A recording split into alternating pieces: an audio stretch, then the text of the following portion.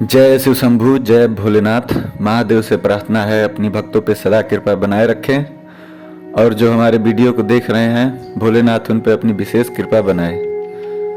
दोस्तों, अपनी अद्भुत संरचना और बेमिसाल खूबसूरती के लिए विश्व भर में विख्यात रानी की वाव भारत के गुजरात शहर के पाटन गांव में स्थित है। यह भारत की सबसे प्राचीनतम और ऐतिहासिक धरोहरों में से एक है। गुजरात में सरस्वती नदी के तट पर बना यह एक भव्य सीढ़ीनुमा कुआं है जिसकी इमारत 7 मंजिला है।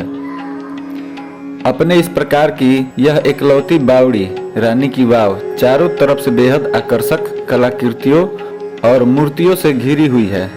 इस ऐतिहासिक बावड़ी का निर्माण 11वीं सदी में सोलंकी वंश के राजा भीमदेव की याद में उनकी पत्नी रानी उदयमती ने करवाया था। सरस्वती नदी के किनारे स्थित इस बावड़ी को इसकी अद्भुत एवं विशाल संरचना की वजह से यूनेस्को द्वारा साल 2014 में विश्व धरोहर की सूची में इसे शामिल किया गया है।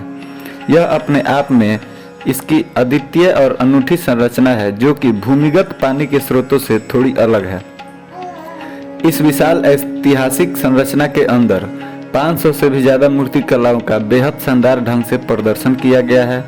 इस ऐतिहासिक बावड़ी को साल 2018 में आरबीआई द्वारा जारी 100 रुपये के नोट पर भी प्रिंट किया गया है। तो आइए जानते हैं दुनिया भर में मशहूर इस बावड़ी के इतिहास और इससे जुड़े रोचक तथ्यों के बारे में। आपको बता दें कि सोलंकी राजवंश के शासक भीमदेव ने वडनगर गुजरात पर 1021 से 1063 ईस्वी तक शासन किया था। अहमदाबाद से करीब 140 किलोमीटर की दूरी पर बनी यह ऐतिहासिक धरोहर रानी की वाव प्रेम का प्रतीक मानी जाती है। ऐसा माना जाता है कि इस अनोखी बावड़ी के निर्माण पानी का उचित प्रबंध करने के लिए किया गया था, क्योंकि इस क्षेत्र में वर्षा बेहद कम होती थी। जबकि कुछ लोक कथाओं के मुताबिक रानी उदयमती ने जरूरतमंदों लोगों को पानी प्रदान कर पुण्य कमाने के उद्देश्य से इस विशाल बावड़ी का निर्माण करवाया था। सरस्वती नदी के तट पर यह विशाल सीढ़ीनुमा आकार की बड़ी बावड़ी कई सालों तक इस नदी में आने वाली बाढ़ की वजह से धीमी धीमी मिट्टी और कीचड़ के मलबे में दब गई थी, जिसके बाद करीब 80 के दशक में भारतीय पुरातत्व सर्वेक्षण विभाग ने इस जगह की खुदाई की। काफी खुदाई करने के बाद यह बावड़ी पूरी दुनिया के सामने आई और अच्छी बात यह रही कि सालों तक मलबे में दबने के बाद भी रानी की वाव की मूर्तियां शिल्पकारी काफी अच्छी स्थिति में पाए गए। इस बावड़ी का निर्माण मारू गुज्जर स्थापत्य शैली का इस्तेमाल कर किया गया है। इस जल संग्रह प्रणाली के नायाब नमूने को इस तरह बनाया गया है कि इसमें यह जल संग्रह की उचित तकनीक, बारीकियों और अनुपातों की अत्यंत सुंदर कला क्षमता की जटिलता को बेहतरीन ढंग से प्रदर्शित करती है। सीढ़ियों वाली इस भव्य बावड़ी की पूरी संरचना भू स्तर से नीचे बसी हुई है, जिसकी लंबाई करीब 64 मीटर, चौड़ाई करीब 20 मीटर है, जबकि यह 27 मीटर गहरी है। यह अपने समय में सबसे प्राचीनतम और अद्भुत स्मारकों में से एक है। इस बावड़ी की दीवारों पर बेहतरीन शिल्पकारी और सुंदर मूर्तियों की नक्काशी हुई है।